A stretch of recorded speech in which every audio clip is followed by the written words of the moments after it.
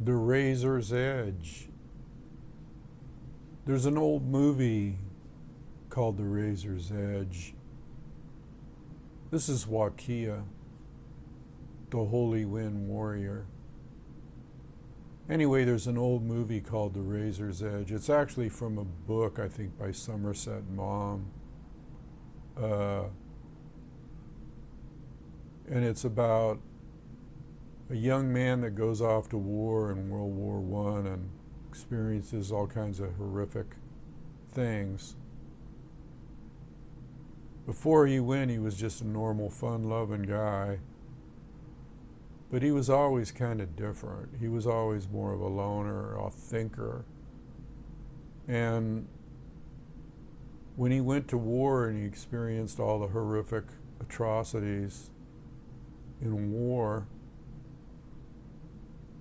when he came back, he couldn't quite fit into the status quo. His rich girlfriend who wanted to get richer by having him go out and get into the corporate field, maybe get into her father's business.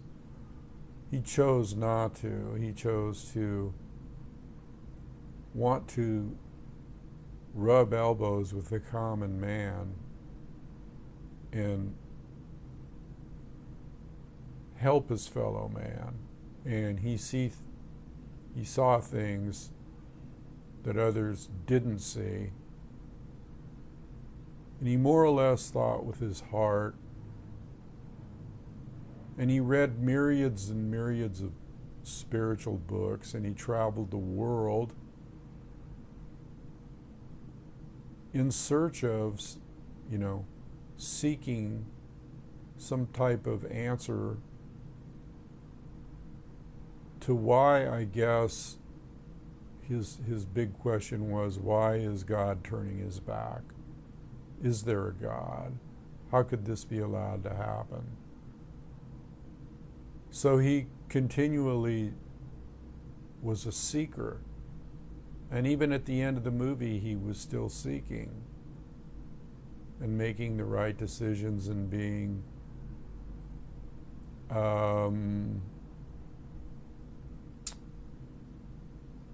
he had selflessness. He didn't think of his own being or self, he thought of others. The original movie was with Tyrone Power. That's the best one to see.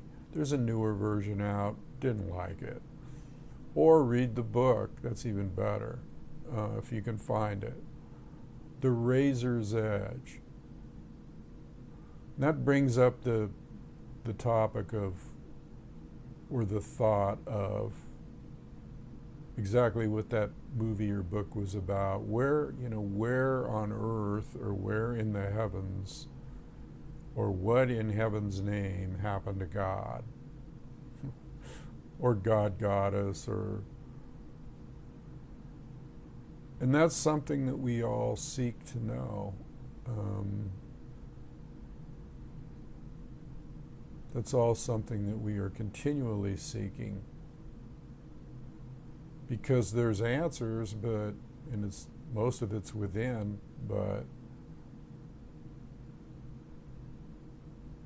all knowingness, or knowing, what's really going on in that realm is something that people that are wisdom keepers and shamans and enlightened ones and holy ones, Wakan, holy, will always seek. Maybe never find in this lifetime, but at least come close and at least seek and at least be like that person in that movie that is selfless, that is here to help others. And does that mean that others can't help you? No. People help you all the time. You'll find that when you help others, that helps you. I'm just speaking off the top of my head today, speaking from my heart, what I've been thinking about, what I've been feeling. You look at some of these let's say alternative news shows or YouTube shows, and it's always a sum up of 100 things that are so horrific and what's the word I'm looking for? Just out of control, chaotic, dark things happening in the world that you wonder how people can just sit by and not care about their fellow man. And then you wonder, is that how Great Spirit works? Is that how what they call God works? Is that how the infinite intelligent being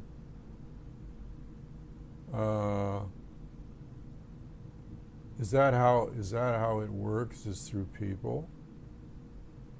Is God within each one of us? Is God, goddess, the male female principle, the compassionate and loving, and yet the teaching, and is that in all of us? And we just don't let it come through?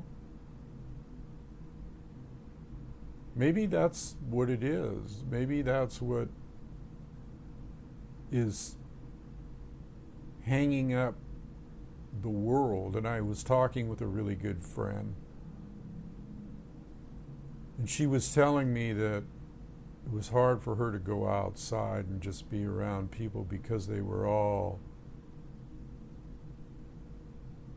not awake, more or less like zombies. And I agreed fully to that. It's like you're walking alone in the world and you have nobody to talk to and you have nobody to really communicate with. And sometimes the things you say will blow their minds or make them look at you like you're some wild nut or conspiracy theorist, or it's outside the realm of how they think because they're sleepers. And like I told my friend, there's sleepers and wisdom keepers. What class do you fall in? You can be a wisdom keeper, or you can be a wisdom person, a person that shares wisdom, a person that is selfless. And that term, the razor's edge, that's exactly where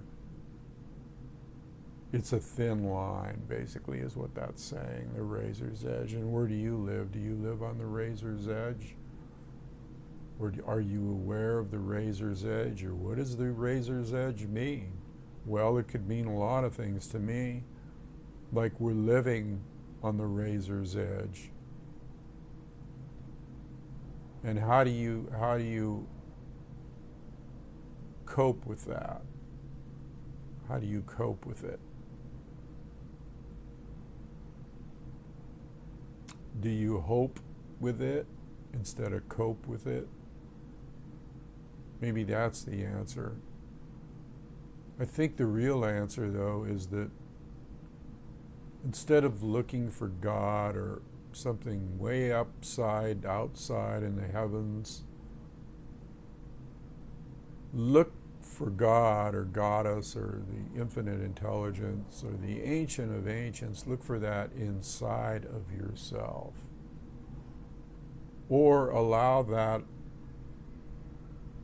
conception of mercy and kindness and straightening things out to manifest itself through you, or to channel through you.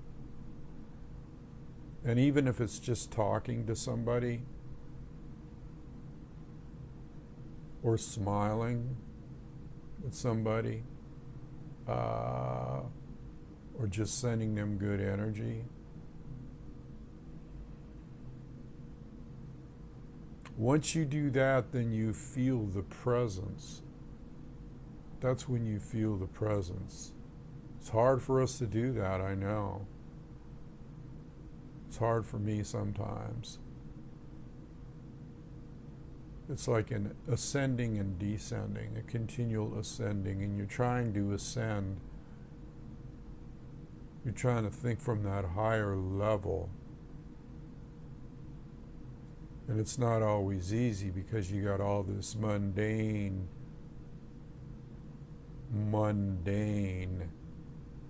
low energy people and stuff and things surrounding us.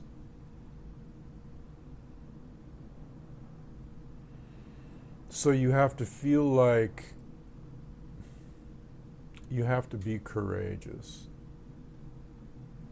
You have to be courageous in the face of a spiritual battle, just like you would be in the face of a real battle, like when the samurai went out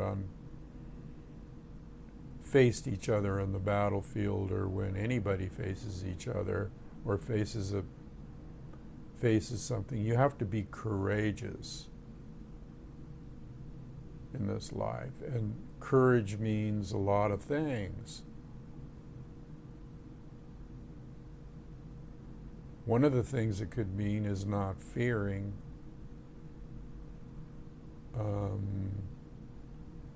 Another thing it could mean is knowing that somebody has your back, which cuts down on the fear factor. Now, what if that somebody was yourself? Your higher self, your God, goddess self, your ancient self, your all-knowing self. Because we all have that. We all can tap into that. But do we? Do we allow that thought, that energy, that motivational force for good come through us and heal us and others?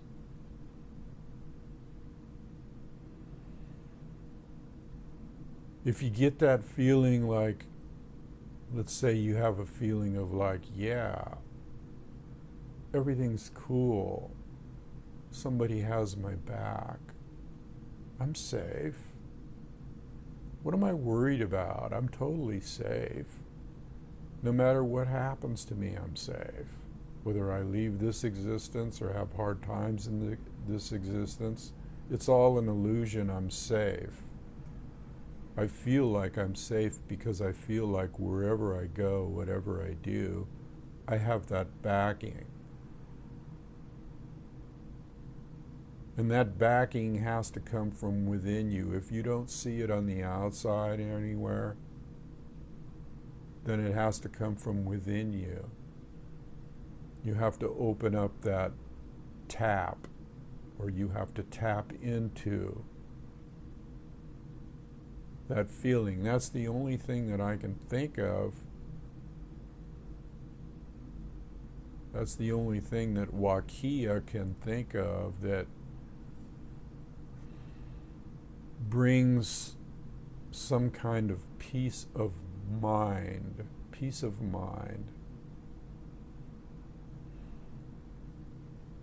Having peace of mind and peace in your heart. And nature is the numero uno way to help you tap into that. Nature. So if you can't be out in nature, think about nature. Picture it in your mind. Picture riding on your horse through a back trail in the country with the sagebrush. Smell the sagebrush. Listen to the wind blowing in the trees. Can you hear it? Can you hear those leaves rustling? Can you feel the refreshing wind blowing against your face, your hair kind of flowing back in a peaceful, relaxed environment? Can you hear the babbling brook? Can you see yourself in front of a campfire listening to the crackling and popping of the fire as it licks around the wood, and the wind blowing in the trees still, and the distant call of a coyote, and the babbling brook again, and the smell of the different plants in the air, mesquite, sage, fresh grass, the soil.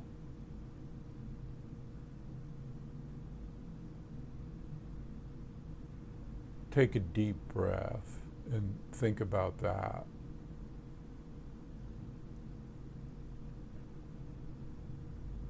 Take yourself on a journey. Connect with the spirit that moves in all things through your thought processes. Open up all your centers in your body as much as you can. From your base chakra, your base energy center, your sexual drive, your heartfelt drive, your third eye, your spiritual drive, the physical, right on down. The spiritual on down, the physical on up. There you go. The physical on up, rising up or raising up. Opening the top of your head, like the Hopis say, you have to open the top of your head, the door to the top of your head.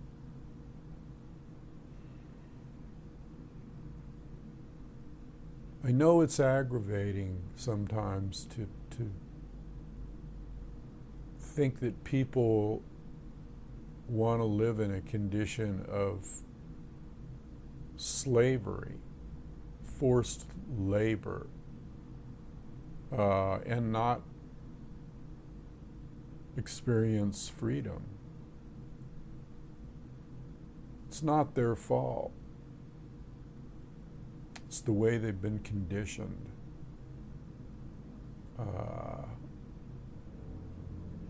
We're all conditioned that way. We're all conditioned to not be sensual. Sensual meaning sense. Unusual. Sensual. How about erotic? How about even erotic? Allowing yourself to feel erotic, which is a natural thing. And feeling that energy and sensual energy and the pleasure of making the whole world erotic and sensual. Like it's your lover.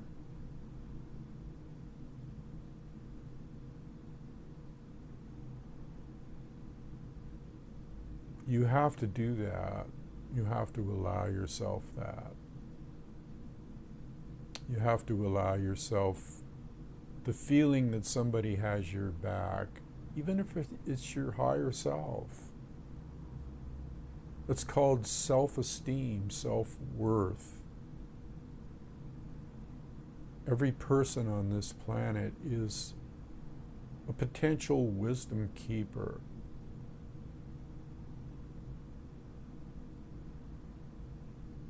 Sometimes you have to do a dimensional thought process where you cross over into other dimensions through your mind.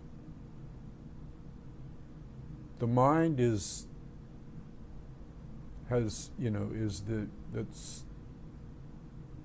that's where all the keys lie. The keeper of the keys is in your mind. Unlock the doors. Be loving. Be kind. Be detached at times with compassion and loving kindness. We're walking the razor's edge. And The only way that you're going to step off that edge and onto the red road or the wide road, see, it's not the narrow road like certain religions say. It's very wide, it's very open, it's very spacious. It's welcoming you.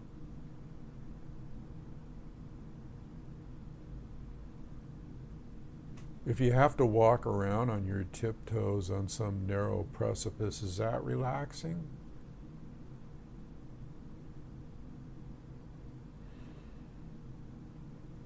The red road is the road that the Lakota speak of. It's the good road. It's the road of knowing what's right from the heart. They have a saying, Kante Ishte or Chante Ishte, from the one eye of the heart. I use that sometimes. Compassionate, heartfelt beings is what we should be. All of us to each other. I look for that when I add people to my circles or my family, or when I talk to my friends out there.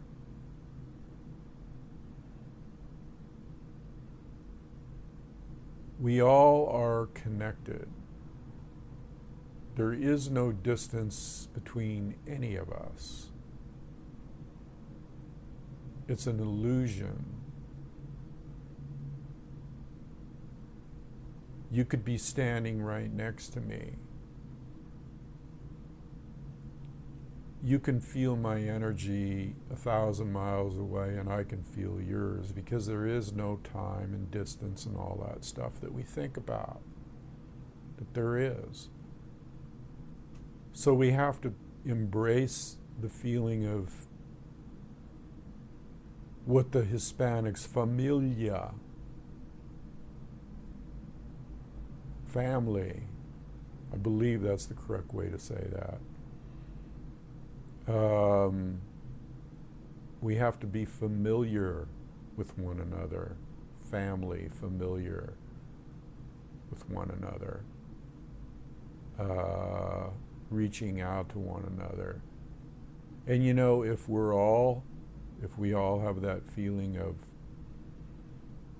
that we have our own back, then we can have that feeling that somebody else has our back too. What if everybody that we ever talk to, what if all my friends out there said, I have your back, Thunder, and I told them I have yours too? I have yours too. As much as I can have your back, I have it. And anything I can do for you, I will. And if they said that to me, how good would that feel? How good would that feel? If you knew it was heartfelt and you knew they meant it. And how about if everybody said, we're tribal? We are a tribe. All of us are a tribe, or from a tribe, and all of us can form a tribe, and all of us can form a council, whereupon we help one another through council, just as they did in the tribal tradition, the ancient traditions of sitting in council and helping one person through many elders, through much wisdom.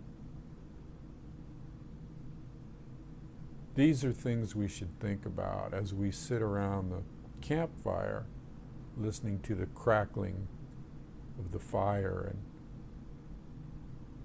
the gentle wind blowing across our face, and the smell of mesquite and sagebrush, and maybe a little jasmine in the air. As we stare up and look at the heavens and the full moon and the billions of stars twinkling in the sky, the cosmos all within us, in every cell of our being. It's so large. It's so beyond the small, pathetic realms. There's two different worlds. One world is that which man creates havoc in, and chaos, and puts a blanket over nature. And then there's the other world that is totally nature-oriented, totally erotic, totally sensual, totally all senses, all love, all natural flow. This is what the indigenous people lived. This is how they live. This is how it should be. They lived before there were concrete sidewalks and roads and buildings and bridges and thousands of miles of wires and telephone poles and tracks and aircraft pollution,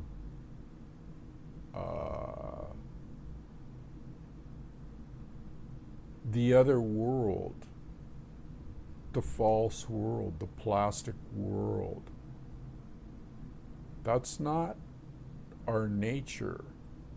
That's not what we are supposed to be experiencing. Our nature is the spirit that moves in all things.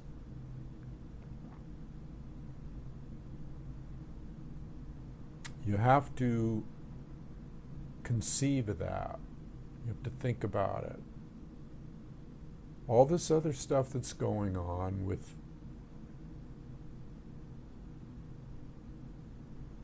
I won't even use the word. World affairs is as close as I'll come to it. It's an illusion. It's not real.